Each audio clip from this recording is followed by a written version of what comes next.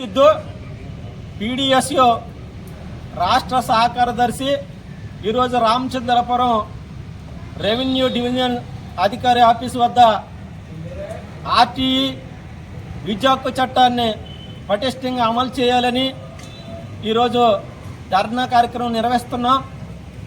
ప్రధానంగా 2010లో విద్యా హక్కు చట్టాన్ని కేంద్ర ప్రభుత్వం తీసుకొచ్చింది. తర్వాత ఈ మధ్యకాలంలో ఒక 5-6 సంవత్సరాల నుంచి ఆంధ్రప్రదేశ్లో విద్యా హక్కు చట్టాన్ని అమలు చేస్తున్నారు. ప్రతి కార్పొరేట్ ప్రైవేట్ విద్యా సంస్థల్లో 25% సీట్లు ఎస్సీ, ఎస్టీ, బీసీ, ఓసీ పేద వర్గాల విద్యార్థులకి మరి ప్రభుత్వం ఇవ్వాలా.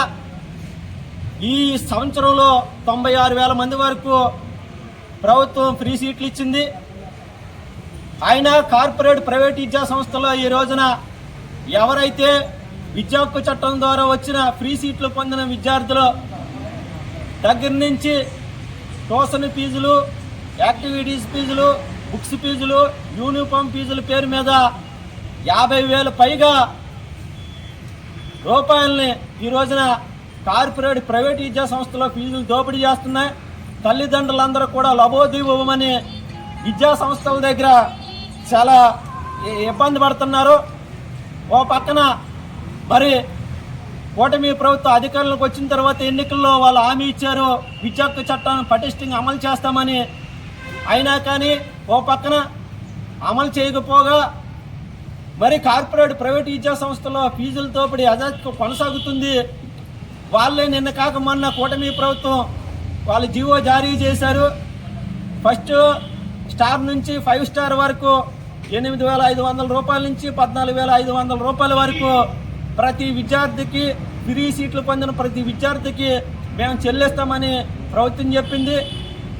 మరి అయినా కానీ రామచంద్రపురంలో నారాయణ, శ్రీ చైతన్య, భాష్యం, సెయింట్ అండ్ గ్లోరియా, అదేవిధంగా ఇతరేతర చిన్న స్కూళ్ళన్నీ కూడా ఈ రోజున మరి ఈ దోపిడీ కొనసాగుతుంది.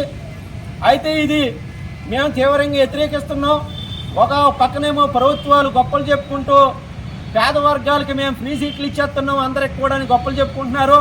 ఓ పక్కనేమో తల్లిదండ్రులందరూ కూడా యథేచ్ఛగా ఫీజులు కడుతున్నారు.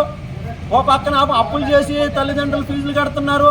చాలా దారుణంగా ఆర్టీ 12 ఏం చెప్తుందంటే విద్యార్థులకి పుస్తకాలు, బట్టలు, అదేవిధంగా అనేక రకాల ఫీజులని కూడా ప్రభుత్వమే కట్టాలని చెప్తుంది.